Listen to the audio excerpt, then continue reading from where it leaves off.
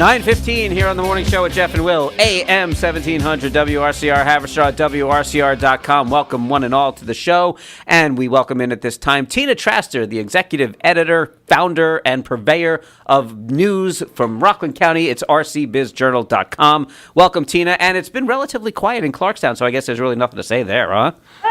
That's right. Just nothing going on there at all. Nothing going on there at all. Maybe a couple of gladiators. A little bit of. I would say maybe last week was the week of judge, peeved judges week. But no, other than that, nothing. It's funny you mentioned the gladiators, because when I read your article, I'm looking at the picture and I'm going, what do the gladiators have to do with this fight in Clarkstown? And I'm thinking, okay, they're fighting, I suppose. Is that just meant to reference just the fight that's going on between them? Yes. All right. It was representational of what is just an ongoing fight that has gotten very bloody and that has left a lot of bodies on the floor. Let me start with just three things from Orangetown. That are you know what? Before I do that, I just want to remind everybody, tomorrow, Meet the Editor, 8:30, roasted in Nanuet, before I forget, and I'll try to remember to say it at the end, too. Nice. In Orangetown, Orangetown's making some news. First of all, with regard to Rockland Cider Works.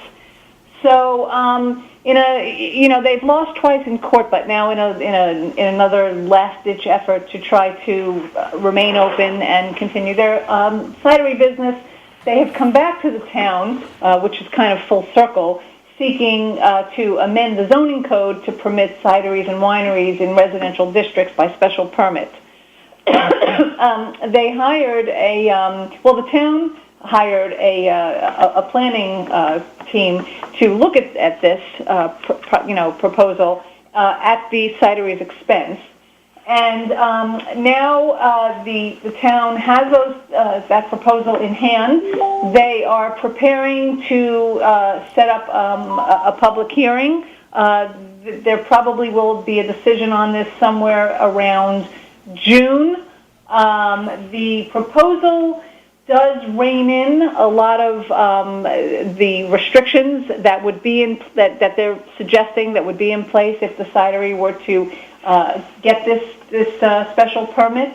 But it remains to be seen whether or not the town officials have the appetite for this. Hard to say. The neighbors continue to oppose. They were at the town hall meeting last week and continue to say that this is the wrong place for this business. We will have to wait and see how this proposal plays out, and whether or not, and even if the town did, in fact, adopt this sort of amendment to its zoning code, it's not a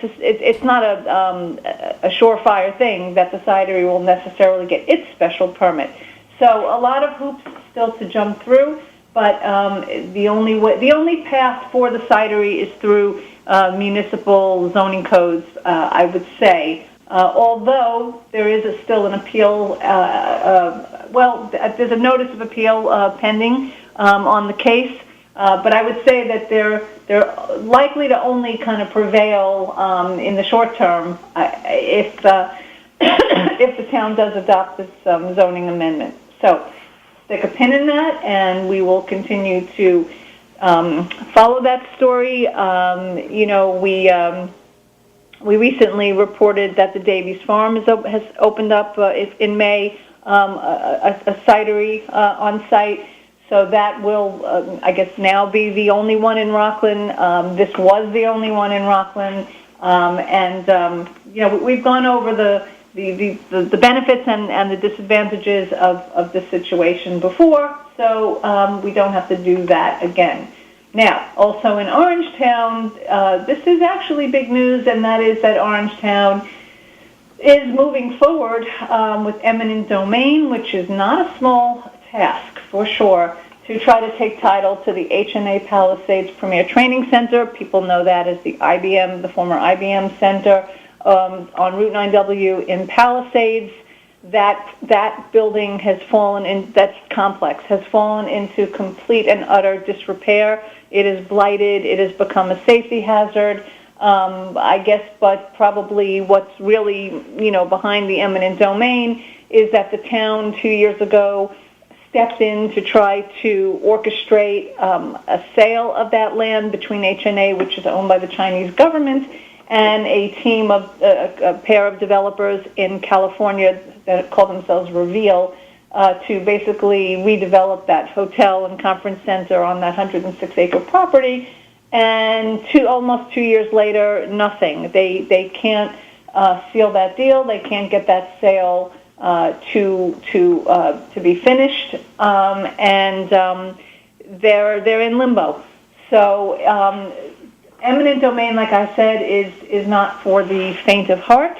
It's a very complex process. The developers, I understand, have the first right of refusal here to purchase the property, I guess, from the town, but that's not a guarantee either.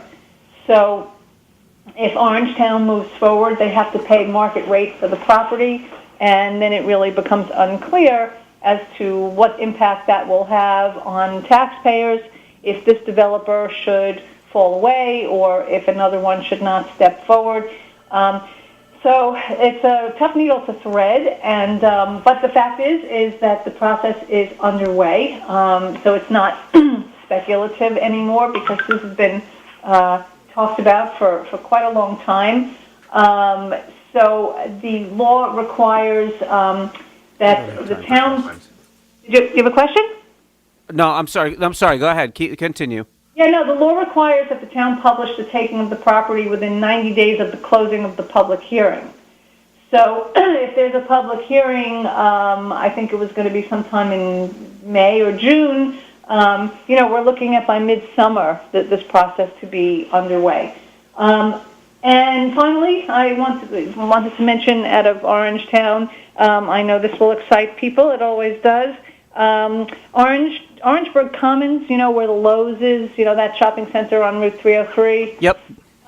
So there's an outpad on the shopping center site where they've been trying for 10 years to get a restaurant or a bank because that's what it was zoned for. So now Chipotle wants to come there, who has expressed serious interest, and they too would need a zoning amendment in order to come to that site. So the town is having to look at possibly giving them a zoning amendment in order to attract that particular fast food operator. I understand one of the issues that with them is that they also want to add a drive-through to that location, and that's something that would require the zone change as well. That's right. So we will see if all these things pan out. I guess Orangetown has a lot of development issues under its watch right now that it has to consider carefully. As well as, and we've been reporting on the proliferation of warehouses in that 303 corridor. So, like I said, they have a lot on their plate. With I guess every municipality is under development pressure. To use my last few minutes, where should we begin? I guess for the third time, Judge Amy Puerto has said to George Hoehmann, no, you cannot run in this election. And he has now decided to take this to the appeals court, which will decide this somewhere between May 10th and May 15th. So perhaps we will have a final answer on this drama soon. One can only hope. But man, the judges last week probably were kept extremely busy with Clarkstown's political, what should we call them, wranglings. Well, go through that point by point if you can. Explain to people what exactly happened, because it's a lot. It's more than just Joe Truman at this point. Yeah, let me explain it. I am going to explain it. You've obviously read the story, and in the story I compare it to that Chinese proverb where the flapping of the wings of the butterfly can often cause that tsunami or be felt on the other side of the world. Everybody's heard that proverb. Right. Well, essentially, this all starts with Hoehmann's just irrepressible desire to hold on to his job, and so he has kept this in the courts. And this is now Amy Puerto's third decision, essentially saying that term limits are upheld, that George Hoehmann is term limited out, that he cannot run in the June 27th primary, and you can see her feelings when she says, quote, when she says that the respondent candidate has filed an appeal with the second department, that's the appeals court, does not mean that the term limit legislation is still in question or that a determination has not been made. It merely means that George Hoehmann is unsatisfied with the court's decision and is hoping for a different outcome on appeal. And that's really where it stands. I mean, she has ruled 3 times on this issue. It's going to go up to the appeals court in mid-May. In the meantime, effectively, it looks like Justin Sweet, the now town clerk and seemingly supervisor, the candidate on the Democratic ticket for supervisor, is going to have is potentially going to be unchallenged in his run to become the next town supervisor in Clarkstown, pending again the appeals. In the meantime, what else happened last week? Really kind of a dark stain on Clarkstown. So while all of this has been pending over George Hoehmann, and he was collecting signatures anyway, and he filed his petition to be on the ballot. You know what? Let me go back to one more thing that Amy Puerto said, which is really important. She also ordered that the Board of Elections cannot put Hoehmann on the ballot. Okay, so that was very important. In the meantime, in order to hedge their bets, it appears that Lawrence Garvey, the chairman of the County Republican Party, was trying to figure out who the placeholder was going to be, I guess continuing to hope that somehow George Hoehmann would prevail. So we know that in a separate ruling this week, the doings of Lawrence Garvey and the Judge Scott Ugel didn't end so well for them because that ballot was tossed, and let's just say that Judge Marks did not mince his words in his ruling. He was very disturbed at what he saw as a scheme that really rose to fraud and corruption. And there were many people in the county probably this weekend who traded a Netflix special to read both the transcript and the ruling because it was mind-boggling to read the testimony and then subsequently to see the ire that Judge Marks rained down on this court proceeding. And thirdly, what was decided also was that the Republicans had tried to throw out the ballots for the Democrats in Clarkstown. That's not even worth talking about. That was all thrown out. There was no merit there. And good thing because we're running out of time, unfortunately. And Okay. Real quick, I know you are having your event tomorrow at Roasted. Tell people about that, and we'll say goodbye. Okay, yeah. So just 8:30 tomorrow morning. Meet the editor. Come talk to me. I'm all ears, ready to listen. And we'll see you again. We'll see you tomorrow, and be back again next week. Excellent. Thank you, Tina, from rcbizjournal.com. Thank you very much. Have a great week.